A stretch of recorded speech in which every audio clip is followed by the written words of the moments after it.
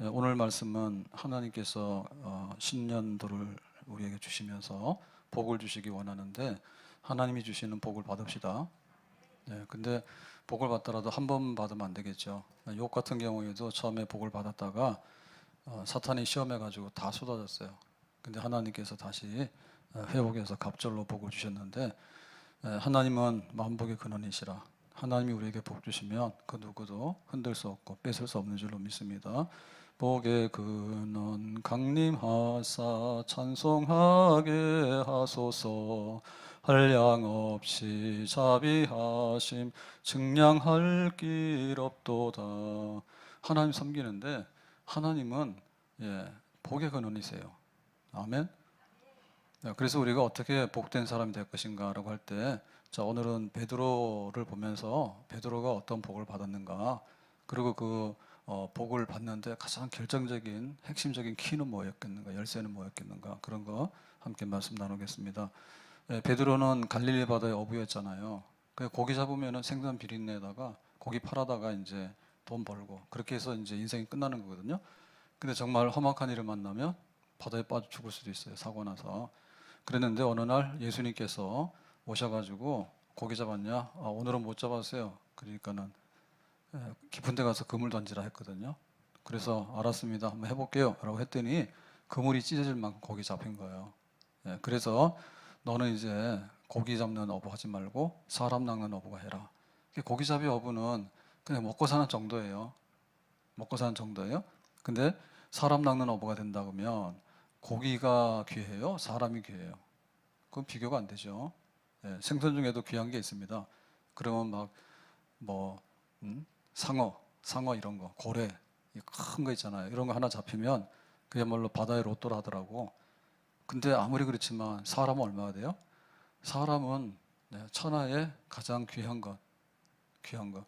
그래서 우리가 눈 하나 빠지면 그 돈 얼마 넣어야지 눈을 바꿔놓을 수 있을까요? 만약에 사람 죽잖아요. 그럼 그 사람 살려내는데 돈이 들어가요? 돈 줘도 소용이 없어요. 그래서 천지에 있는 모든 것보다도 생명 하나가 귀하다 했는데 그 사람을 낚아. 그래서 그냥 두면은 지옥 백성이고 파멸의 백성이라. 근데 그 사람을 주님께로 인도하게 되면 그 사람 살리는 거지. 그렇게 사람 살리는 거, 하나님 백성 만드는 거, 그게 바로 사람 낚는 어부인데, 다시 말하면 예수님의 제자가 되고 사도가 된다는 뜻이에요. 그러니까는 이렇게 내가 직장 가지고 세상적으로 먹고 사는 거, 그것도 복이지만 그것보다 더 높은 복이 있잖아요. 욥이 원래 복을 받았잖아요. 근데 사탄이 와서 시험하니까 다 떠났잖아. 하나님께서 갑절에 복을 주시니까 그거는 떠나지 않죠. 그래서 나중에는 하나님을 내가 눈으로 보는 것 같습니다. 그런 복이잖아요. 그러니까는 복 위에 복이 있는 겁니다. 다윗이 복을 받았는데 그 베들레헴의 목동이에요. 그러다가는 이스라엘의 목자가 됐습니다. 이스라엘의 왕이 됐습니다. 비교가 안 되죠. 모세도 물에서 건져가지고 9살생 했는데 바로 왕의 공주가 데리고 가가지고 양자 돼가지고 어느 날 애굽의 왕자가 된 거예요. 정 복 받았죠. 근데 하나님께서 그 애굽의 왕자면 애굽 사람은 끝나잖아요. 너는 이제 하나님의 사람이라고 내 백성을 구원해야 된다고 해가지고 하나님께서 모세를 쓰시는 거예요. 그러니까 복이에요, 복인데 그 복은 신령한 복입니다. 아멘. 정말 가치 있는 복입니다. 그래서 이 베드로가 이제 고기 잡다가 예수님을 따르는 사도가 되는데 그때 비결이 뭔가 했더니 오늘 고기 잡았냐 그러니까 고기 못 잡았어요라고 이실직고하는 거예요. 근데 사람들이 왜 은혜 못 받고 왜 축복 못 받냐면 허세를 부려요. 그건 내가 알아서 할게요. 그러고는 말아요. 우리가 진짜 목마르면 찾아야 되잖아요, 물을. 그 짝퉁 먹으면 안 되거든요. 콜라 많이 마시면 또 목말라요. 사람 몸에는 수분이 들어가야 돼. 그 콜라 설탕이 들어가는 게 아니라. 그러니까는 안 되면 안 된다고 알아차리고 그러면 어떻게 될까? 하나님께 나가서 내가 복을 받아야겠다 이렇게 생각이 드는데 그냥 괜찮은 척 뭐 내일 죽어도 술 한잔 먹고 죽는 거야. 그런 거지 그러고는 끝까지 버티는 거지. 그러니까 어떻게 됩니까? 탕자가 집 나가서 고생하잖아요. 처음에는 가지고 나갔죠. 돈 쓰기 시작하잖아요. 친구들한테 술 사기 시작하잖아요. 그러다가 뭐 잘못하니까 완전히 파산해서 재산이 없어졌잖아. 그러니까는 깨달아야 되는데 못 깨달아요. 집 나가면 안 되는 거예요, 원래부터가. 그리고 한번 가서 친구들하고 밥 먹고 돈을 쓰니까 이건 내가 돈 써서 안 되겠다는 생각이 들어야 되는 거죠. 계속해서 주머니를 열어놓고 쓰기 시작하니까 이제 그게 다 없어지는 거지. 그러다 결정적인 순간 되니까 그때부터는 한 푼도 없는 거지. 소름을 막 받잖아요. 집 나가면 안 되고 집 나가더라 빨리 돌아와야 됩니다. 그래서 은혜 받는 사람은 하나님의 축복을 향해서 해바라기야. 딱 이게 아침에 해가 뜨잖아요. 그 겨울에 추운데 춥다 그러면 낮에도 이제 영하면 추워요. 근데 그 해가 쬐잖아요. 그러면 그게 일기예보는 영하인데 거기는 영하가 아니에요. 왜냐면 온도를 측정할 때 이렇게 해가 있는 데서 측정하지 않고 그늘진 데서 측정하잖아요. 이게 오늘도 영하 3도다 그러면은 해가 쫙 쬐는 데는요 얼음이 녹아 눈이 녹아요. 햇볕이 얼마나 뜨거운지 몰라요. 이게 알아차려야 돼. 그래서 내가 병 났구나. 병 나면은 병원을 가야 됩니다.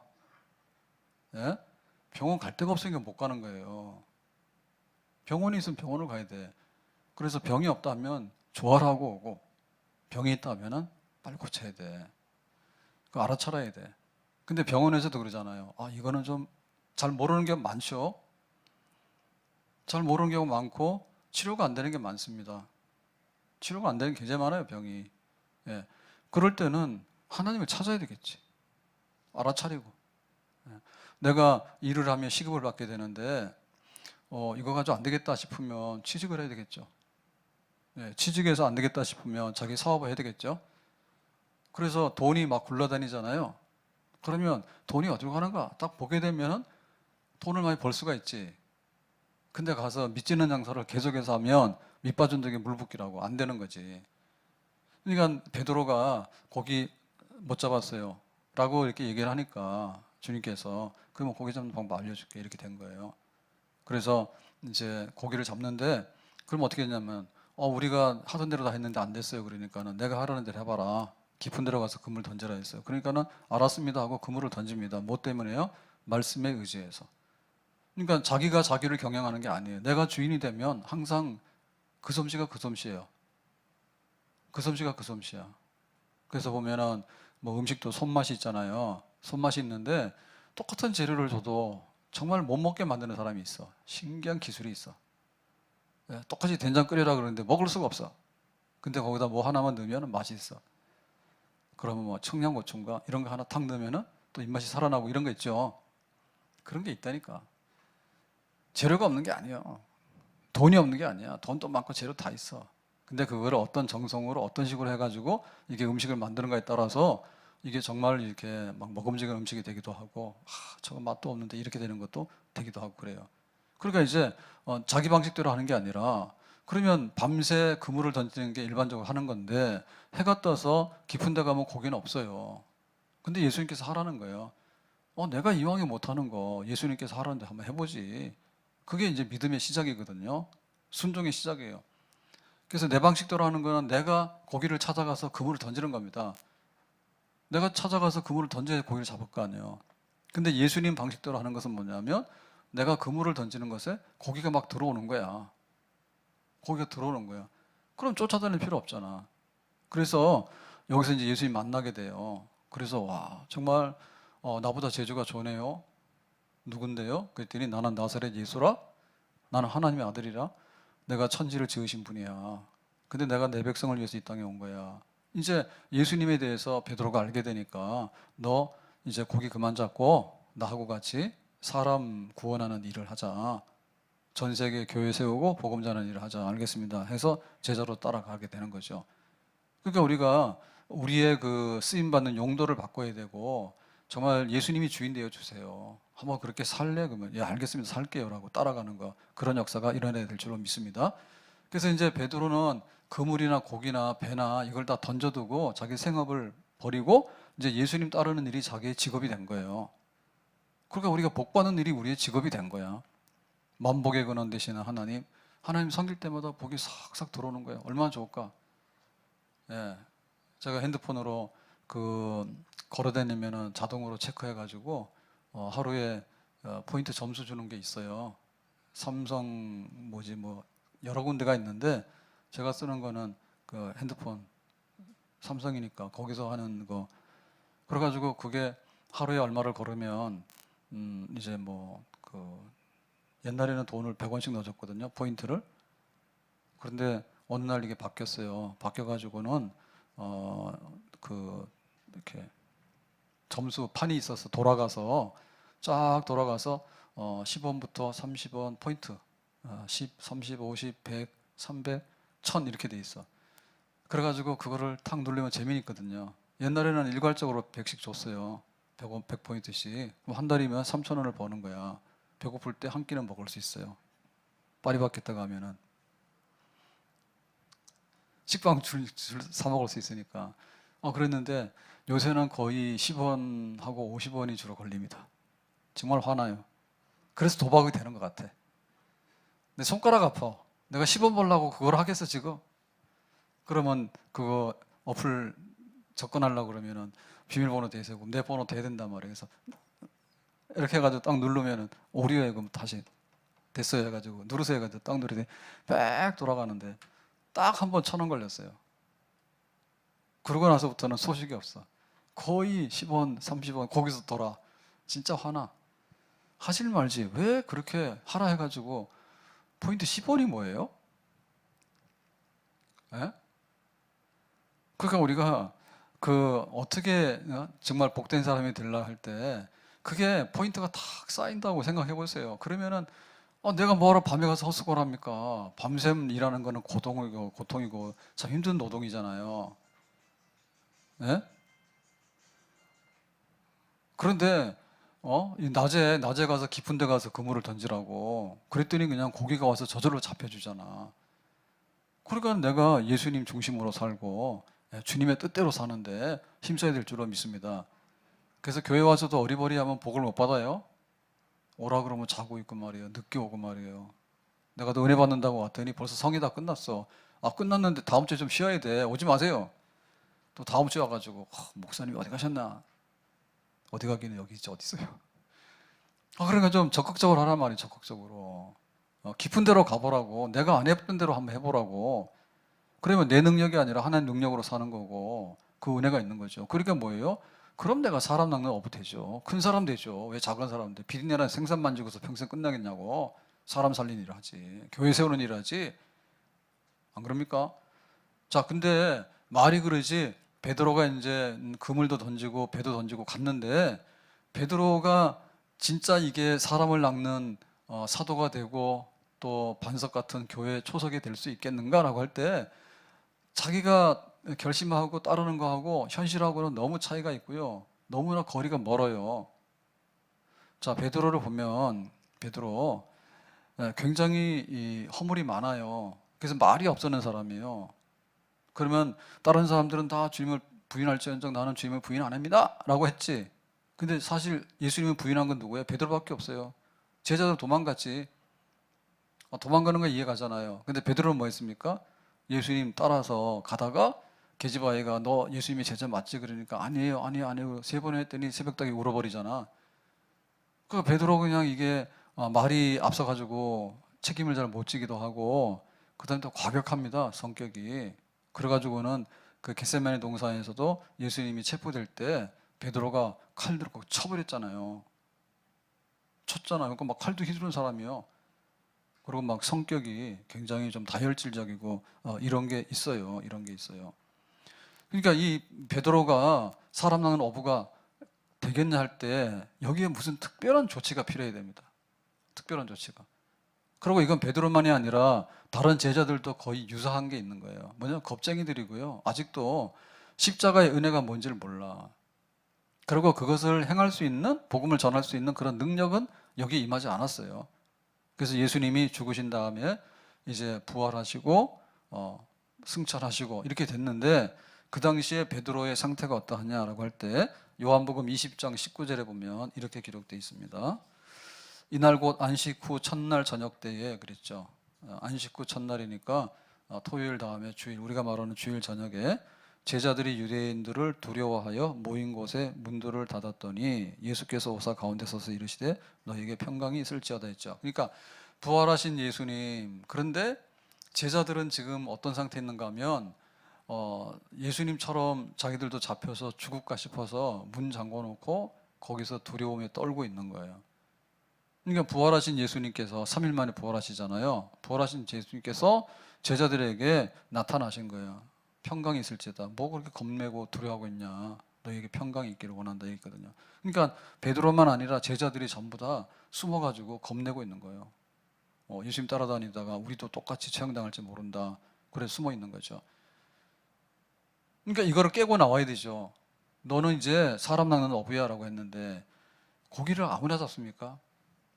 겁쟁이는 배 타고 바다로 못 나가요. 겁쟁이는 배 타고 바다 못 나가요. 막 파도 치고 한번 죽을 경험을 하게 되면 그거 어떻게 가겠어요? 그러니까 이거를 어떻게 벗어나야 되거든요. 사람 낚는 어부가 되려고 하면은 험한 바다보다 더 험한 데를 들어가야 된다고 사실상. 그건 난관이 한둘이 아니고 적들이 한둘이 아니에요. 고기들이 와서 뭐 물어뜯습니까? 도망이나 가지.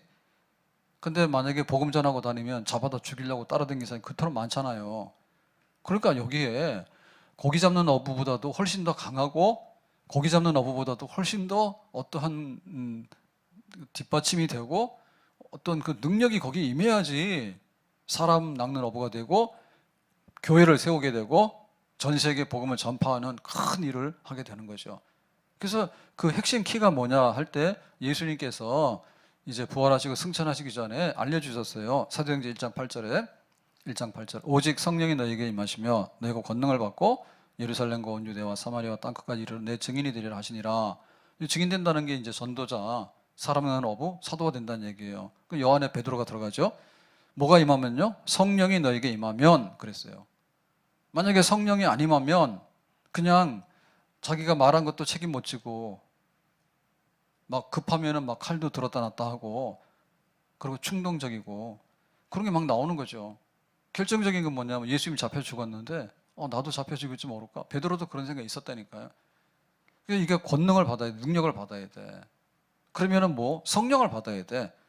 성령을 받아야지 너희가 정말 제자가 되고 베드로 너는 그 반석 위에 교회를 세우는 그런 사도가 될 수 있다. 예수님께서 그런 말씀을 하신 거죠. 핵심 키는 성령이에요. 그러니까 우리가 축복을 받는데 그 축복이 단순하게 세상적인 것만 해서 끝나는 건 아니잖아요. 그 진짜 축복을 받으려면 그 모든 것들은 뭐냐면 성령을 받음으로 건강을 얻고 성령을 받음으로 물질도 얻고 성령을 받음으로 평안도 얻고 성령을 받음으로 능력도 얻고 성령을 받음으로 지혜도 얻게 되고 성령 안에서 하나님 주시는 축복을 누릴 수 있는 그런 새 그릇을 만들어내는 줄로 믿습니다. 베드로 성령 받아야 돼. 그래 축복의 사람이 되는 거예요. 다윗이 베들레헴의 목동인데 그 맹수들을 쫓아내죠. 뭐 이리가 오고 사자가 오면은 돌을 던지면은 짐승들은 물러갈 수 있잖아요. 근데 골리앗이 물러갑니까? 골리앗이 물러가지 않아요. 훨씬 더 강하거든요. 그러니까 그게 성령의 물매가 아니면 골리앗을 이길 수 없다니까요. 이길 수가 없어요. 모세가 애굽의 왕자에서 하나님의 사람으로 변신하는데 40년 걸렸어요. 나이 40에 내가 저 히브리인들을 구원하기 위해서 내 동족들을 구원하기 위해서 내가 뭔가 해야 되겠다 했는데 자기가 살인자가 돼서 그냥 실패하고 갔잖아요. 미단강에 도망갔잖아요. 그래서 나이 80에 부름받을 때 이제 이 하나님의 지팡이를 들고 가서 내 백성 해방시키도록 해라 했을 때 모세가 40년 동안 한 게 뭔가 하면 성령 받는 일이에요. 그 나가서 광야에 나가서 양들을 치는데 말이 그 양이지 막 저 푸른 초원에 물이 있는데 양들이 거기서 풀 뜯어먹고 나는 가서 가만 앉아 있다고 그런 게 아니라 그것 정말 돌짝이고 뭐 산이고 풀 한 폭이 잘 안 보이는 그런 데를 이렇게 광야에서 야생 그 양들을 이제 돌보는 그런 일을 하게 되는 거 아니에요. 그러니까 하루 종일 뭐 합니까 거기서 게임하고 있겠어요? 아니면 가서 뭘 하고 있겠어요? 누구랑 데이트를 하겠어요? 예? 작업 환경이 자기가 일하는 환경이 너무나 척박한 겁니다. 그러니까는 하나님 묵상하고 기도하고 하는 일 외에는 시간이 갈 일이 없어요. 그리고 지금 자기 신세를 생각하니까 내가 옛날에 애굽의 왕자였는데 내가 왜 이러고 있나 이렇게 생각하면 너무나 철학 맞은 거야. 근데 하나님께서 무슨 뜻이 있어서 무엇을 할 것인가를 묵상하게 되면 힘이 생기는 거예요. 그러니까 여기 모세가 출애굽의 지도자가 되는 데는 성령의 은혜가 채워져서 그게 이제 나이 80이 되니까 하나님 불러내가지고 이제 쓰기 시작하시는 겁니다. 갑자기 불러내 쓰는 게 아니라 이미 그 미대한 광야에서 목동으로서 그런 생활을 경건 생활을 하는 동안에 하나님께서 성령의 사람으로 바뀌어지게, 애굽의 왕자가 아니라 성령의 사람이고 하나님의 사람이고, 그걸 계속 40년 바꿔놓은 거예요. 베드로도 고기만 잡을 줄 알았지 사람 잡을 줄 몰라요. 그 자기의 두려움이 있는 것이지 그 능력과 권능과 이런 거 아직도 모르는 거예요. 성령을 받아야 되는 거예요. 그래서 성령을 언제 어떻게 받느냐면 오순절 날 기도하다가 이제 성령을 받게 됩니다. 사도행전 2장 1절에서 4절까지 보면 오순절 날이 이미 이름에 그들이 다 같이 한 곳에 모여 있더니, 그래서 6월절 오순절, 그 다음에 수장절, 이렇게 1년에 3대 큰 절기가 있잖아요. 오순절은 첫 곡식을 거두어서 하나님 앞에 예배드리는 축제의 절기입니다. 그 오순절 날 순례자들이 예루살렘 다 모이거든요.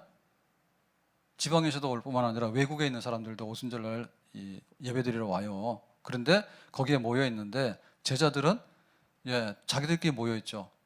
왜냐하면 눈 밖에 나 있어서 거기서 문제가 되면 자기들도 예수처럼 처형당할 수 있거든요. 그러니까 제자들끼리 다락방에 모여 있는 거예요. 바깥으로 못 나가고 모여서 있는 거예요. 자, 2절에 호련히 갑자기 하늘로부터 급하고 강한 바람 소리가 있어 그들이 앉은 온 집에 가득하며 있죠.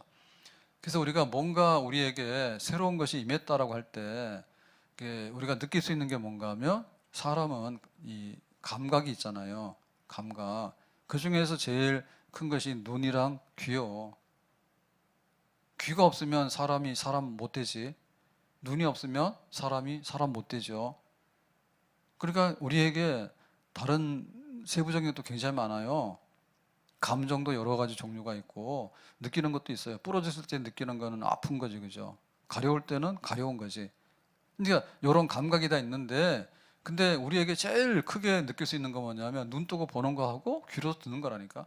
첫 번째로 이 성령이 임했을 때 그 감각할 수 있는 게 뭔가 하면 소리 가운데 임한 거예요. 강한 바람 소리. 바람 소리 칵 지나가면 샥 지나가잖아요. 그럼 뭐예요? 바람이 왔다 아니에요? 눈에는 안 보이지만 바람이 왔다 아니에요? 바람이 오면은 소리가 나면서 그 나무가지도 흔들고 막 이렇게 하잖아요. 여기 지금 바람이 있다고 하는 걸 알려주지 않습니까? 바람이 왔을 때 조용하게 있지 않거든요. 그건 바람이 아니에요. 바람이라는 것은 소리를 내거나 아니면 뭔가를 이렇게 날려버리면서 가는 그런 세력이란 말이에요. 이 바로 뭐냐? 하나님 능력이지. 성령은 뭐라고? 하나님 능력이라고. 그 능력이 있는 사람은 없는 사람 차이가 난다니까? 성령을 받아, 능력 있는 성령을 받게 되면 이 사람은 바람 소리를 지금 듣고 그 흔들리는 거를 지금 경험하고 자기 가지고 있는 거예요. 근데 조용해. 고요해. 성령 받았는데 의심스럽지? 어떻게 성령 받은 사람이 그렇게 표가 안 나는가? 성령이 지나갔는데 어떻게 그렇게 흔들리지도 않고 그래요? 성령이 지나가면 놀라운 일이 벌어집니다. 그러면 옆에 있는 사람들이 뭐가 이상한 일이 벌어졌다고 다 알아버려요. 그 사람이 성령을 받게 되면. 오순절 그 성령이 맺는데 이 중에 지금 베드로도 이거를 지금 경험하게 되는 거예요. 3절, 마치 불의 혀같이 갈라지는 것들이 그들에게 보여 각 사람 위에 하나씩 임하여 있더니 그랬죠. 자, 이번에 눈으로 보는 거예요. 불인데 보니까 불의 혀라고 하는 것은 뭐냐면 불이 있는데 불이 이렇게 약할 때는 그냥 혀가 없습니다. 불타는 거 딱 하나예요. 근데 만약에 이 불이 굉장히 강하잖아요. 그럼 막 불이 뿜어져 나오죠, 그죠? 불이. 그러면 어떻게 돼요? 온도가 높을수록요, 혀들이 생기죠. 옛날 그 전자 밥솥에서 밥만 해가지고 장작 같은 걸 떼더라도 보면은 막 확 탈 때는 그 천도가 올라가잖아요. 어마어마하게 온도가 올라가잖아요. 새도 녹이잖아요. 그 불로 떼면은 금도 녹이고 다 녹이잖아요. 그럼 뭐예요? 불이 막 할 때 보면 뭐예요? 불에 혀들이 나오죠. 그래서 불이 막 춤을 추잖아요. 혀. 근데 굉장히 뜨겁다는 뜻이에요. 굉장히 강력하다는 뜻이에요. 살아있는 불입니다. 이거는 하나님의 거룩하심. 바람은 하나님의 능력. 불은 하나님의 거룩하심. 그래서 불 타고 가면 모든 것이 다 잿더미가 되고요. 소독이 다 돼버려요. 불 타고 가면은. 그래서 소독할 때 사실은 제일 좋은 거는 불로 태워버리면 다 소독이 되는 거예요. 깨끗해. 그래서 왜 사람들이 전염병 앓고 우리 코로나 때 처음에 막 심할 때는 장례식도 못 하겠죠. 예? 막 비닐에다 싸가지고는 화장 다 하라고 매장 못 하겠잖아요. 왜냐하면 태워버리면 깨끗이 없어져 버리거든. 세균이고 뭐가 다 없어지는 거예요. 정결해서 깨끗해서. 그 성령께서는 그런 성결과 거룩의 영으로 오시더라라고 했어요. 자, 4절에 보니까 성령의 충만함을 받고 성령의 말하게 하심을 따라 다른 언어들로 말하기를 시작하니라 했죠. 그래서 성령을 받은 증거가 바람, 불, 그 다음에 이제 방언하는 거. 방언이라는 게 사투리예요. 그 우리가 쓰는 말은 한국말이지. 우리 표준, 우리 모국어잖아요. 근데 이 말 중에도 보면 각 지방마다 좀 이게 달라요. 사투리가 좀 달라요. 예. 그래서 다른 언어들로 말을 쏟아내기 시작하는 거예요. 그래서 이 성령의 역사가 왜 방언으로 나타나느냐라고 할 때 이거는 그 말이 이제 그 바벨탑 사건하고 연결이 되어 있는데 바벨탑은 쌓으면 안 되는 거예요. 바벨탑을 쌓아서 신할 평지에서 도시를 만들어 가지고 사람들이 뭘 했냐면 이제는 홍수 심판 와도 여기 높은 곳에는 물이 안 들어오지. 우리가 하늘 꼭대기까지 올라갔으니까 하나님이랑 우리랑 뭐 차이가 별로 있겠느냐. 그런 도시를 만든, 그런 문명을 만든 거예요. 그래서 너무 꼭대기 많이 올라가는 거는 이게 건강에도 안 좋지만은 영적으로도 별로 안 좋아요. 예? 저 높은 곳을 향하여 날마다 나아갑니다. 이렇게 되면은 참 거룩한 동네예요. 근데 워낙 꼭대기에 있어가지고 저 낮은 천국을 향하여 날마다 내려갑니다. 그러니까 사람들이 교회를 안 오는 거예요. 아셨어요? 높은 집에 사지 마세요. 착각한다니까. 지가 높은 줄 알고. 조금만 숨 마시면 죽어버릴 인간이 높은 곳에 올라가가지고 내려다보고 세상 내려다보고 하나님도 내려다보고 습관이 돼가지고 그래야만 안 된단 말이에요. 그래서 그냥 사람은 땅에 사는 게 좋아요. 땅에 사는 게 좋아요. 그냥 두 다리를 딛고 다니면서 오늘 열심히 해가지고 토끼 하나 잡으면 먹는 거고 토끼 못 잡으면 오늘 금식하는 거 그런 거예요. 그런데 그냥 높은 곳에 올라가서 비행기 타고 여기 갔다 저기 갔다 하다 보니까 인간이 망령이 들어가지고 하나님이 뭐 보이는 게 없는 거지. 천국이 뭐가 보이는 게 없는 거야. 그럼 너 어디 가는데? 죽어버리면 태워가지고 그냥 흙으로 해서 날려버리는데 좋다. 내가 볼 때 별로 안 좋죠. 왜 우리가 느낌이 안 좋은 건 안 좋은 거예요. 솔직히 말해서 안 그래요? 안 좋은 건 안 좋은 거잖아요. 좋은 건 좋은 거고. 천국에 있으면 좋겠다? 아니면 뭔가 좋은 저쪽에 세상에 있으면 좋겠다면 그게 맞는 거지. 그래서 이 바벨탑은 하면 안 되는 건데 그런 도시를 만들어 가지고 하나님 대적하다가 하나님께서 콱 허물어 버렸죠. 그리고 다시 이런 짓을 못하게 언어를 흩어버렸죠. 그래서 성경에 의하면은 이 인류는 말이 하나였어요. 그런데 이 바벨탑 사건 후에 말이 갈라져요. 왜? 여기 놔두면 힘 모아가지고 또 바벨탑 또 쌓거든. 그러니까 니는 한국 사람이니까 한국말하고 너는 중국 사람이니까 중국말하고 너 일본 사람 일본말 하라 이렇게 된 거예요. 언어가 갈라진 거예요. 그게 저주받아가지고 흩어져 버리게 된 거예요. 그래서 오순절날 예루살렘에 지금 이 성령이 임하면서 나타났던 현상 중에 방언이라는 얘기는 오히려 이 방언으로 인해서 언어가 통합된 거예요. 여기 오순절날에 온 사람들 중에는 말이 다 달라요. 아프리카에서 온 사람, 로마에서 온 사람, 뭐 저기 예루살렘에 있는 사람, 그다음 갈릴리에서 온 사람 다 다르거든요. 그러니까 방언을 하니까 다 동시통역이 다 돼버린 거야. 그러니까 이제 흩어졌던 것들이 통합되면서 하나님의 저주가 하나님의 축복의 시대로 바뀌었다는 것을 알려주는 게 말이에요. 그래서 우리가 어떤 사람이 근본적으로 바뀌었다는 걸 보면요, 말 바뀐 걸 보면 그 사람 바뀌었다고 보면 알면 돼요. 저 사람하고 나하고 같은 사람인가 나하고 다른 사람인가를 말로 해서 통하면은 같은 사람이고, 서로 간에 말이 안 되면 부부 간에 절대로 살면 안 돼. 한국 사람이 한국말 하는데 그토록 말이 안 되죠. 살아보니까 똑같은 말을 하는데 말이 안 되잖아요. 저주받아서 그런 거예요, 지금. 부부가 한 몸이 돼서 이렇게 한 마음으로 살아가게 되면요, 그 사람이 정말 국경을 초월합니다. 저 사람 한국말 몰라도 잘 살 수 있어. 근데 우리말 다 할 줄 아는데 왜 이렇게 부부가 싸우냐, 죽도록. 마귀 들어가서 그런 거지, 마귀가 들어가서. 그러니까 이 방언 함으로 인해 가지고 언어가 통합이 돼 가지고 이제 새로운 시대, 축복의 시대가 도래했다. 뭐 때문에? 성령 때문에. 이게 이제 임하게 된 거예요. 그래서 여기에 은혜를 입은 사람이 베드로죠. 그 두려운 게 없죠. 옛날에 막 말해놓고는 감당도 못하고 그 다음에 막 급하니까 칼도 뺐다가 넣었다 막 이렇게 했잖아요. 이제는 그런 베드로가 아닌 거예요. 성령 충만해가지고 성령의 사람이 되는. 그래서 이제는 고기 잡던 그 어부가 아니라 사람을 낚는 어부가 되고, 이제는 겁쟁이 말도 못하고 막 넘어지고 이래 엄벙덤벙하는 사도가 아니라 정말 목숨을 다 내놓고 복음을 전하는 진짜 사도가 되는, 베드로가 되는 그런 산 역사가 이 성령 때문에 일어나게 될 줄로 믿습니다. 그러니까 내가 축복의 사람이 되는데 축복의 관문은 성령이라니까. 예? 축복의 관문은 성령. 다윗하고 사울하고 누가 더 잘생겼어요? 다윗도 잘생겼대요. 용모가 준수하다 했으니까. 근데 사울이 더 잘생겼어요? 사울은 뽑힌 사람이에요. 키도 크고. 근데 이 사울이 껍데기가 아름다웠는데 속은 별로 아름답지 않다니까. 하라고 하면 안 해요. 순종하면 순종 안 해요. 제사 드리자 말하면 자기 마음대로 제사 드리고, 그 다음에 진멸하라고 그러면 살려두고 자기 먹어버리고 그런다고. 그러니까 하나님께서 사울 안 되겠다, 내가 너를 미워서 버렸다, 버림받잖아요. 성령이 떠나간 사람이라니. 성령이 떠나. 사울이 처음에 왕 되기 전에 기름 부음 받을 때 이 사람에게 성령이 임해서 방언하고 다녔어요? 사울이 방언한 사람이요? 그랬는데 그 성령이 떠나버렸어. 너무나 불순종하고 거역하고 하니까. 그래서 나중에는 이 악령이 들어와가지고 이 사울을 괴롭히죠. 그러니까 악령이 들어오는 짓을 하니까 악령이 들어오는 거지. 사울은 천천히고 다윗은 만만입니다 그러니까는 막 시기 질투해가 다윗 죽이려고 하니까 악령이 들어오지. 그럼 악령이 들어오는 게 뭐예요? 그냥 발작을 하고 막 잠을 못 자고 막 그러잖아요. 그래서 이게 음악 치료를 하게 될 때 다윗을 불러다가 네가 한번 연주해봐라, 찬양해봐라 해가지고 그 악령을 쫓아내고 다스리는 치료의 역사를 다윗이 하는 거예요. 그러니까 주인이 바뀔 수가 밖에 없죠.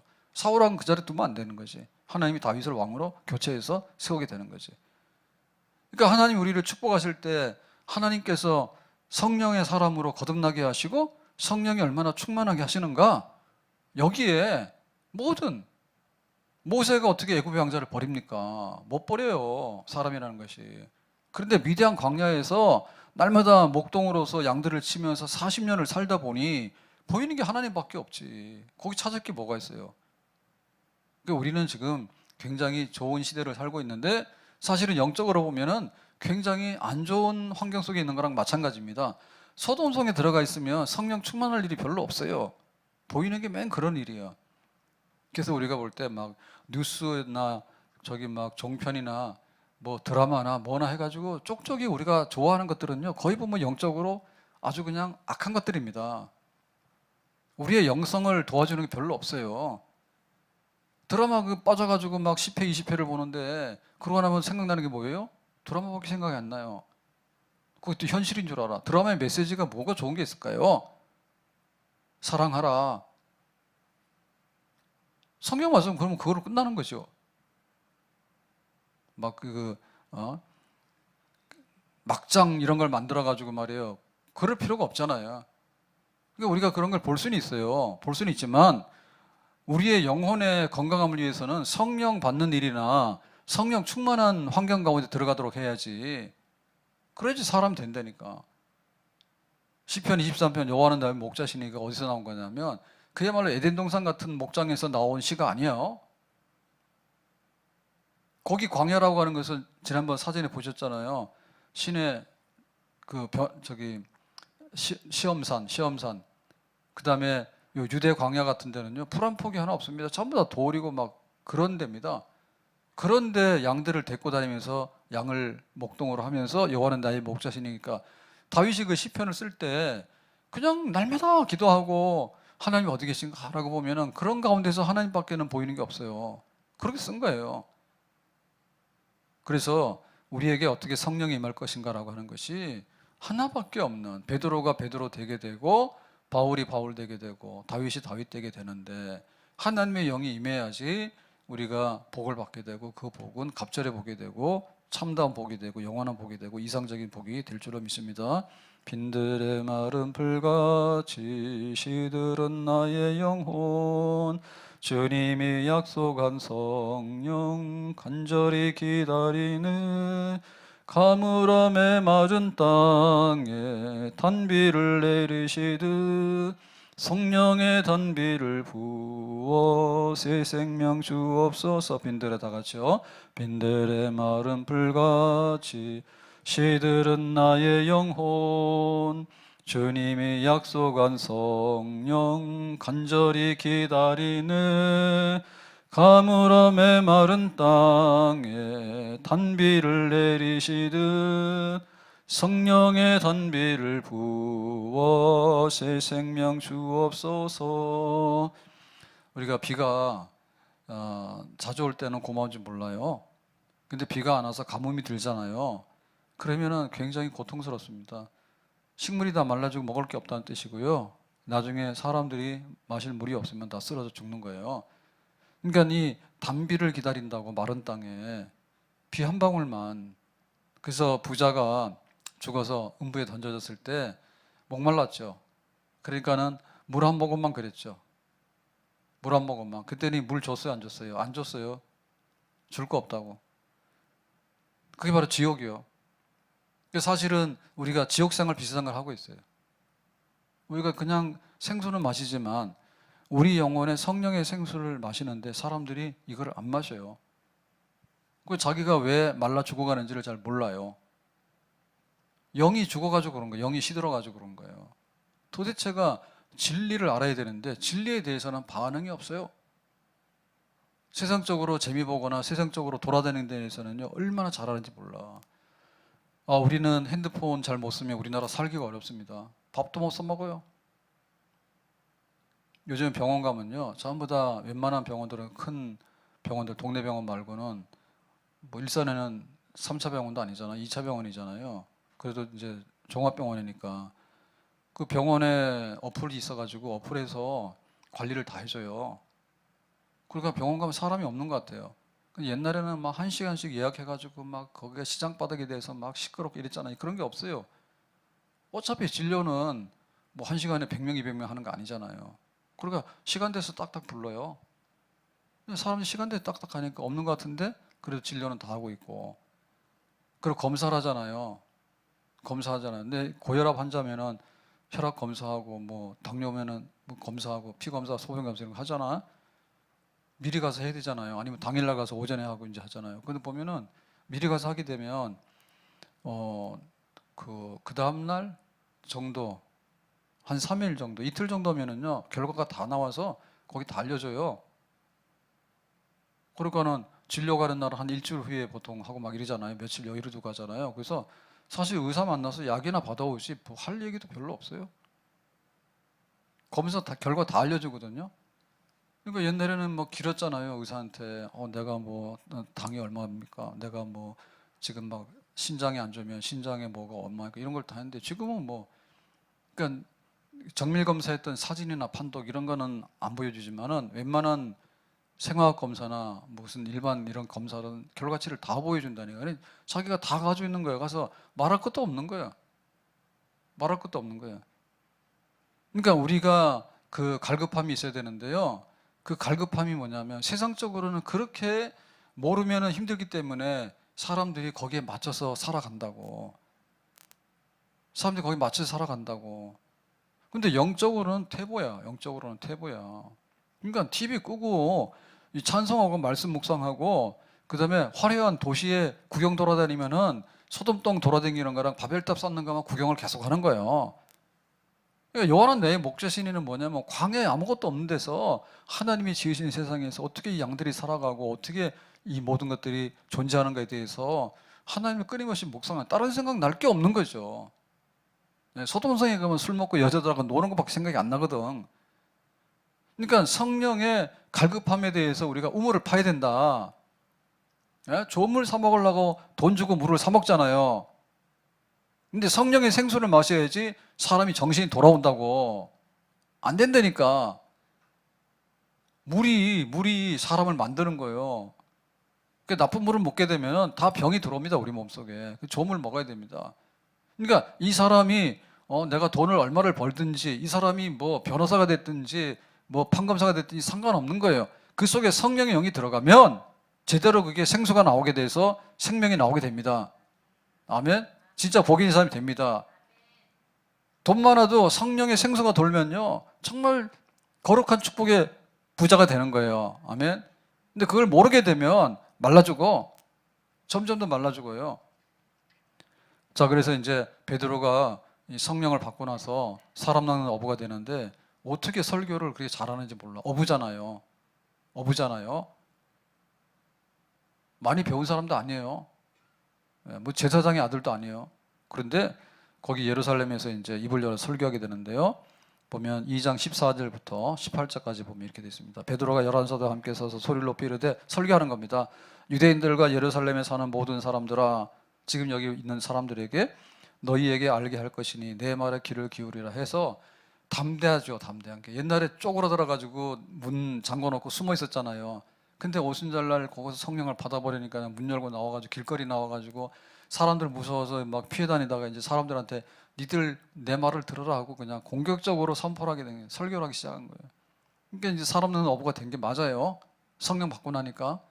그 다음에 15절에 때가 제3신이 너희 생각과 같이 이 사람들이 취한 것이 아니라, 지금 이 오순절날 성령이 임하고 나니까 방언을 하게 되니까 사람들이 그랬잖아요. 얘네들이 지금 술 취해서 헛소리 하는 거라고 막 그랬잖아요. 그랬더니 지금 이 삼시라고, 그러니까 지금 낮이라고, 낮. 근데 무슨 우리가 술을 취하냐고, 대낮에 술 먹는 사람 없다고. 술 먹어서 취한 게 아니라 이거 성령 받은 거다. 선지자 요엘을 통하여 말씀하신 것이니 이르시되, 지금 여기 오순절날 성령이 임해서 방언하는 역사는 요엘 선지자를 통해서 예언하신 것이 성취된 것이다. 내가 내 영을 내 남정과 여정들에게 부어주리니 그들이 예언할 것이요. 요엘 선지자를 통해서 성령이 임하게 되면 이제 남녀 종들에게 성령을 부어주시는데 예언할 것이고 방언할 것이고 찬양할 것이고 이런 역사가 드러나게 될 것이다. 지금 하나님 약속하신 성령이 강림하신 역사지 무슨 낮에 술 먹고 취한 거냐고, 그런 거 아니다 얘기를 합니다. 자, 그래서 이제 그 설교를 시작하면서 설교를 쪼목쪼목 이렇게 말하게 되는데요. 22절에 보니까 이스라엘 사람들아 이 말을 들으라. 너희도 아는 바와 같이 하나님께서 나사렛 예수로 큰 권능과 기사와 표적을 너희 가운데서 베푸사 너희 앞에서 그를 증언하셨느니라. 그러니까 이제 그 설교의 중심은 예수님인데요. 예수님은 권능과 기사와 표적을 너희 가운데서 행했어. 그러니까 예수님은 말씀으로서 이제 천국을 선포했고 말씀으로서 교훈했는데, 그런데 그 말씀이 진짜인 것을 이 기사와 권능과 표적으로서 보여주셨죠. 말만 한 게 아니라 안진뱅이를 일으키기도 했고, 말만 한 게 아니라 갈릴리 바다를 조용케 하기도 했고, 말만 한 게 아니라 귀신 쫓아냈고, 말만 한 게 아니라 진짜 죽은 나사로도 살려냈고 그랬죠. 그러니까 그 예수가 표적과 기사와 권능 가운데서 하나님의 아들인 것을 니들이 눈 똑똑히 뜨고 볼 수 있는 그런 역사들을 이루셨다. 23절, 그가 하나님께서 정하신 뜻과 미리 하신 대로 준바되었거늘 너희가 법 없는 자들의 손을 빌려 못 박아 죽였으나. 그래서 예수가 하나님의 아들이라고 오셔서 내가 하나님의 아들이다, 내 말씀대로 너희들이 회개하라, 그리고 지금 여기 나타나는 모든 증거들을 봐라, 나를 영접하라, 이렇게 했잖아요. 그랬더니 사람들 중에 영접하는 사람도 있었지만은 핵심적으로 바리새인들이나 이 제사장들이나 종교 지도자들은 어떻게 했습니까? 똘똘 뭉쳐가지고 뭐 했어요? 십자가에 못 박아 죽이라 해가지고 예수님 배척했죠. 예수님 영접한 게 아니라 예수님 배척했죠. 그래서 예수님께서 권한받고 죽으신 거다, 그렇게 말합니다. 24절에 하나님께서 그를 사망의 고통에서 풀어 살리셨으니 이는 그가 사망에 매어 있을 수 없었음이라. 그러면 예수님이 죽은 지 3일 만에 죽어서 계속 있어야 되는데 다시 부활하셔 살아났다 했죠. 누가 살렸어요? 하나님 아버지가. 하나님의 아들 예수님을 다시 살려내시죠.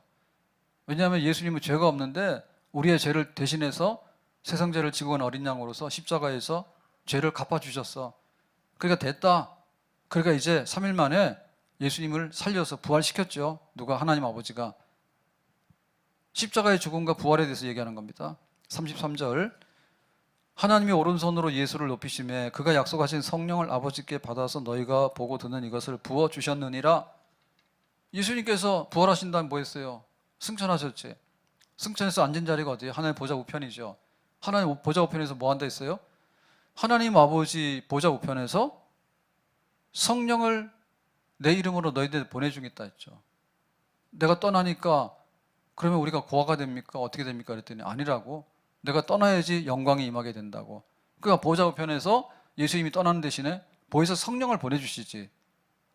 그래서 성령을 보내주시니까 예수님은 이제 한 곳에만 계시는 게 아니라 예루살렘에도, 한국 땅에도, 또 뭐 아메리카에도, 유럽에도 다 계실 수 있는 거예요. 성령 안에서. 그러니까 예수님의 구원 사역이 성령 안에서 이루어지는 사역으로, 이제 성령을 통해서 예수님의 구원 사역이 십자가에서 죽으심과 부활만 아니라 십자가의 죽으심과 부활의 효력을 성령을 통해서 믿는 사람들에게 각각 드러내는 일을, 이제 구원 역사를 더 강력하고 더 광범위하게 행한다 그 말이죠. 그래서 36절에 마지막 결론이 이겁니다. 이스라엘 온 집은 확실히 알지니, 너희들 확실히 알아. 너희가 십자가에 못 박은 이 예수를, 너희들은 예수를 신성 모독하고 성전 모독한다 해가지고 미워가지고 죽이라 해서 죽였는데, 그런데 이 예수를 하나님이 주와 그리스도가 되게 하셨느니라. 하나님 아버지께서 예수를 보내서 예수님이 십자가의 죄를 대신해 죽으심으로 인해서, 살리심으로 인해서 이제 우리의 구원의 길을 열고 보혜사 성령을 우리에게 보내주시는 그런 일을 했어. 예수님은 주요, 예수는 그리스도, 구원자가 맞아. 그러니까 베드로가 똑똑하게 누구를 증거합니까? 예수님을 증거하죠. 주는 그리스도시요 살아계신 하나님의 아들입니다. 그래, 내가 이 반석의 교회를 세우겠다 했잖아. 그때 베드로는 사실 잘 모르고 한 거예요. 근데 이제는 성령을 받고 나서 알고 하는 거예요. 예수님은 하나님이 이 땅에 오신, 하나님으로서 권능을 보이신 분인데, 사람들이 악해가지고 예수님을 배척해서 박해해가지고 죽였는데, 하나님 아버지께서 기어이 예수를 살려내심으로 인해서 우리의 죄를 다 없이 하는 구원 사건을 이루게 하시고, 예수님은 성령을 우리에게 보내주시니, 이렇게 하나님의 구원이 지금 이루어진 거라고. 베드로가 지금 고기를 잘 잡고 있는 거죠. 옛날에는 하루 종일 고기 잡으면 고기 팔아가지고는 집에 가져가서 쌀 사고 옷 사고 그러고 먹고 살았잖아요. 지금 베드로가 성령을 받고 나서 자기가 몰랐던 예수님과 이 복음의 능력과 하나님 아버지께서 어떻게 우리를 구원하시는가, 말세의 아들을 보낸 다음에 아들이 구속 역사를 다 하고 이제 보좌 우편에 앉으니까, 그때는 이제 하나님 아버지와 하나님의 아들이 성령을 보내가지고, 오직 성령이 너에게 임하시면 내가 권능을 받아서 예루살렘과 온 유대와 사마리아 땅끝까지 이르러서 내 증인이 된다니까, 이제 이 구원의 역사가 전 세계로 퍼져나가기 시작하는 거지. 그거를 지금 베드로가 입을 열어서 지금 설교를 하기 시작하는 거지. 그러나 베드로가 얼마나 고기를 많이 잡습니까 지금. 그래가지고 이 베드로의 오순절날 설교로 인해 가지고 자그마치 3,000명이 회개했다. 고기 3,000마리 잡은 거예요. 근데 그 고기 10,000마리보다도 이 사람 고기 하나가 더 귀한 거지. 그 예루살렘에 3,000명 회개하는 역사를 이룬. 그리고 베드로가 안진병이 일으키죠. 예수의 이름으로 안진병이 일어나라 하니까 사람들이 또 놀래가지고, 그래 또 예수를 또 믿게 되잖아요. 5,000명 되잖아. 예루살렘 폭발하잖아요. 얼마나 베드로에게 하나님께서 복을 주셨는지, 베드로의 사역을 통해서 정말 예루살렘과 하나님의 택한 백성들을 전부 다 구원시키는 그런 역사를 이루게 되는 거죠. 38절, 베드로가 이르되 너희가 회개하여 각각 예수 그리스도의 이름으로 세례를 받고 죄 사함을 받아라. 그리하면 성령의 선물을 받으리니 그랬습니다. 그러니까 이제부터 회개해. 회개했으면 와서 공개적으로 시인하고 고백해. 물로 세례를 받아. 물로 세례를 받게 되면 죄 사함의 증표가 되니까 그때부터는 성령의 선물을 받게 될 것이다. 성령의 선물을 받게 되는 얘기는 내가 죄 사함을 받아서 중생하게 되고 의롭다함을 받게 되고, 그 다음에 죄를 미워해서 거룩한 삶을 살게 되고, 성령께서 내 안에 내주하셔가지고 충만함도 주시기도 하고, 그리고 성령의 은사가 드러나기도 하고, 그래서 이제 하나님을 영화롭게 하는 일이 벌어지게 되는 거죠. 예수가 그리스도다. 예수를 믿어서 회개하고 세례를 받으면 성령을 선물로 받아서 성령 안에서 온갖 일들이 다 벌어지면서 하나님의 축복의 사람이 되고, 또 그걸 가지고서 또 다른 사람들에게 축복을 전하는 그런 삶을 너희가 살게 될 것이다. 이렇게 말씀했어요. 오늘 말씀 읽겠습니다.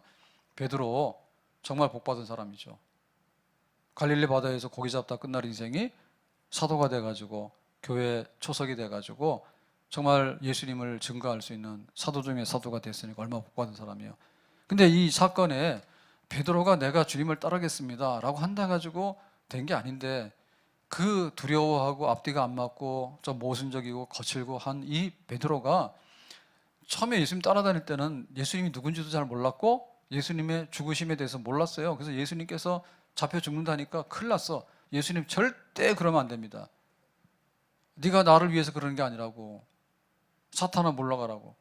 근데 나중에 성령 받고 나니까 베드로가 진짜 예수님의 십자가 사건을 깨닫게 된 거죠. 아무튼 베드로다움과 베드로의 축복받은 키는 약속하신 성령을 받은 것입니다. 성령을 받은 것입니다. 성령을 받아서 예수가 누군가를 알고 예수를 믿으라고 증거한 것이 베드로다움을 만들었던 그 모든 것이에요. 그러니까 우리가 갑절의 복을 받으려면 다 받아야 돼. 무엇을 먹고 마시고 입을 것인가 다 받아야 돼. 하나님께서 그거 안 주실 리가 없지. 그럼 우리는 밥도 안 먹고 뻘거벗고 다닙니까? 그런데 너희는 먼저 그의 나라와 그의 의를 구하라 했잖아요. 더 귀한 것을 구해야 되잖아. 사람이 먹고 사는 게 전부 다가 아니잖아요. 사람답게 살아야 되잖아. 그 나보다 어려운 사람 좀 도와야 되잖아. 그럼 우리가 하나님을 섬겨야 되잖아. 쓸데없는 거 왜 섬기냐 말이야. 쓸데없는 거를. 정말 우상이에요, 우상. 요즘에 막 짜증나는 것들이 많은데 짜증나는 것 중에는 온갖 것들이 다 짜증을 만듭니다. 차들이 커가지고 주차를 잘 못해. 가가지고 또 겁나는 게 뭐냐면 몇 년 전만 해도 외제차들이 잘 없었어요. 저희 아파트 주차장에도. 그런데 몇 년 사이에 한 절반은 외제차로 바뀐 것 같아. 그것도 막 큰 차들이요. 막 전부 다 벤츠에다가 막 BMW에다 뭐에다 막 전 세계 막 차들을 막 다 갖다 대놓은 것 같아. 꽤 많아. 포르쉐에다 뭐에다 해가지고 없던 것들이. 그러면 사람들은 그거 하나를 살려고 하면 사실은 돈도 많이 들고요. 진짜 부자인지는 잘 모르겠지만 요새 차가 싼가? 혹시 국산 차보다 더 싼 중고차들 갖다 놓은 거 아닌가 모르겠네. 옆에 가지를 못하겠다니까. 주차하다가 한번 긁으면은 내 차값보다 비쌀 것 같더라고. 그러니까 사람들이 거기다 투자를 하는 거예요. 투자하는 거야. 좋은 차를 타야 돼. 좋은 집에 들어가 살아야 돼. 내가 좋은 자리에 들어가야 돼. 다 좋아요. 뭐 이왕이면 잘 살지 뭐하러 못 살겠습니까? 근데 성령에 대한 목마름이 없어. 내가 진짜 복 받으려면 뭘 받아야 되는 걸 몰라. 애굽의 왕자가 축복의 끝은 아니라니까. 죄악의 낙을 먹는 것보다는 애굽의 금은 보화보다는 하나님의 고난받는 백성과 함께 고난하는 것이, 고난에 동참하는 것이 나중에 하나님 앞에 상 받는 일이다. 그게 귀한 일이네. 지금 베드로 마찬가지거든요. 자기의 솜씨 가지고서는 여기 도달하지 못해요. 이 성령을 받아야 돼. 성령 받는. 교회도 성령 받는 것밖에는 교회의 그 안전과 미래를 도모할 수 있는 것이 없어요. 그래서 신년주일 지났으니까 오는 주일에 설교를 뭐 해야 될지 생각해 봐야 되겠는데, 성령 받자 이런 얘기를 하고 싶어요. 지금 생각해서는. 우리가 너무나 뭔가 복을 받아야 되는데 그 복에 생명이 없는 복, 그거를 가짐으로 인해서 나중에 그것이 부스러지게 되고 나중에 별로 복이 아닌 것이 되는 거에다가 목숨을 건다니까. 그러니까 다 외제차로 바꾸겠지. 차가 진짜 좋은지 아니면 자랑하려 하는지. 그래서 모르지만 길거리 다니면 절반은 벤츠더라고. 절반은. 옛날에 안 그랬는데. 언젠가 제주도 가봤더니 다 중국말 써놔가지고, 중국말 신화 막 설교하다 보면 생각 안 나는 말들이 많고 틀린 말도 많이 하는데, 제주도 가면 콘도 있잖아요. 신화라고. 중국 신화인가 거기서 만든 데가, 그거 완전 중국이지. 거기가 한국이요? 내가 제주도 지사하면 내가 그런 거 안 내줄 것 같아. 중국 사람들이 제로 코로나 한다 해가지고 틀어막고는 막 해가지고 자기네 나라 코로나 하나도 없다고. 중국하고 중국보다 더한 게 북한입니다. 거긴 코로나가 없습니다. 거기는 세상이 아닙니다. 사람 살 때가 아닙니다. 사람이 살았으니까 코로나가 있는 건데, 코로나 없다는 얘기는 다 죽었다는 뜻이요. 그래가지고 난리를 치더니 안 돼가지고 풀었잖아요. 중국에서 제로 코로나 풀었잖아요. 그게 정치지 뭐예요? 정치 방향이 따로 있어요? 사람이니까 정치적이라니까. 근데 너무나 집요하게 정치적이면 우리가 정치적이라는 거예요. 억지해가지고 하다가 이번에 안 되니까 풀었단 말이에요. 그러니까 중국 사람들이 10억이 넘으니까 돈 많은 사람이 얼마나 많겠어요. 그 이리저리 막 나가는 거지, 외국으로. 그랬더니 막 이탈리아도 그렇고 우리나라도 그렇고 지금 중국에서 오는데 굉장한 퍼센티지가 지금 감염돼서 온대죠. 또 거기서는 막 체크를 안 하는지 속여서 오는지 모르겠지만 비행기 타면 1시간에 오잖아요, 김포에. 2시간이면 막 종로까지 들어가잖아요. 그럼 코로나 막 쓸고 다닐 거 아니에요. 그러니까 이번 정부에서는 비자 발급을 그냥 좀 제한하겠다고, 코로나 확인한 다음에 하겠다고 이렇게 하니까 또 중국에서 그러면 가만 안 둔다고 상응 조치한다 그러더라고. 뭐든지 막 협박조입니다. 안 되면은 인구로 밀어가지고. 그래가지고 막 제주도도 막 투자를 했다가 중국 사람들 못하게 하니까 다 망해버리고, 명동에도 우리 가면 화장품 사지 못했대요. 한국 사람 가면 상대도 안 해주는 거야. 안 사니까. 들었다 놨다 들었다 놨다 묻기만 하니까. 중국 사람 오면 보따리 싸가지고 가니까. 그러다 중국 사람 나타나지 않으니까 다 망했지, 명동도. 아무튼 간에 이 세상이 뭘 가지고 우리가 복된 세상을 만들 것인가에 관해서 성경은 말하기를 네 영혼이 잘 돼야 돼. 성령을 받아야 돼. 더군다나 우리가 믿는 사람으로서 복을 받으려면 성령을 받음으로 인해 가지고 믿음의 사람으로서 또 다른 2차, 3차적인 하나님의 축복의 모든 일들이 우리 안에서 일어나게 되는 줄로 믿습니다. 성령 없이 교회 잘 될 일이 없고, 성령 없이 가정이 평안할 일이 없고, 성령 없이 내 인생에 만족이 없어요. 수가성 여인이 목마르다 했잖아요. 계속 목마르죠. SK 회장 부부가 이혼했는데 몇 년 동안 끌다가 노소행 뿔났다니까. 전체 중에서 뭐 몇 프로 600억 줬는데 그게 뭐 몇 프로가 되지 않는가 봐요. 그러면 내가 에셋 나가지고 그렇게 살고 다 내조했는데 그 값이 지금 1%밖에 안 되냐 막 이러고 있다. 그러니까는 그것도 많다 그러고 막 서로 간에 또 막 싸우고 좀 있다. 돈이면 다 될 것 같잖아요. 내 평생에 억대 연봉이면 다 될 것 같은데 그 많은 거 아니에요. 1년에 1억을 벌면 평생에 한 30억 벌겠어요? 직장 오래 못 다녀요. 별거 아닌 거예요. 근데 그거 목숨 거는 거예요. 그럼 내가 1년에 1억을 못 벌어야 돼서 못 삽니까? 아니 말단 공무원에서 퇴직을 하더라도 잘 살더라고 보니까 뭐 잘 사는 것이 뭘. 그러니까 우리가 어떻게 영적으로 잘 될 것인가에 관해서 다시 생각해야 됩니다. 다윗이 다윗 되고 모세가 모세 되고 베드로가 베드로 되는 데 있어서, 특히 베드로가 사도로서 이렇게 살아가는 데 있어서는 성령이 임해 너희가 된다고 하는 말씀대로 그랬기 때문에 복 있는 사람 되고 축복의 전이 넘쳐난 사람이 됐습니다.